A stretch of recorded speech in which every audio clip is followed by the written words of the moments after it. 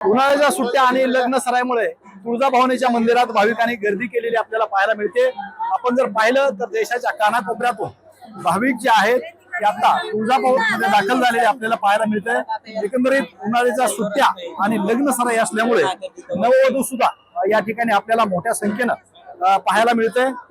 महत्वाचं म्हणजे भाविकांची गैरसोय होऊ नये म्हणून मंदिर संस्थांनी सुद्धा सोयी सुविधांची उभारणी या ठिकाणी केलेली आहे।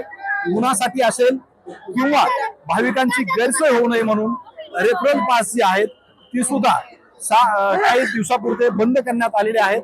सर्व भाविकांचे दर्शन व्हावे यासाठी या सुविधा जी आहेत ती मंदिर संस्थांनी उभारलेल्या आहेत। कुठून आले काका? सोलापूर आलो दर्शनासाठी गर्दी भरपूर आहे। भरपूर गर्दी आहे। देवी सगळ्यांना प्रसन्न व्हायल्यामुळे भरपूर गर्दी वाढली। दर्शन झालं का? दर्शन झालं की समाधान दर्शन म्हणजे कसं व्यवस्थित झालं का? नाही मुखदर्शन झालं।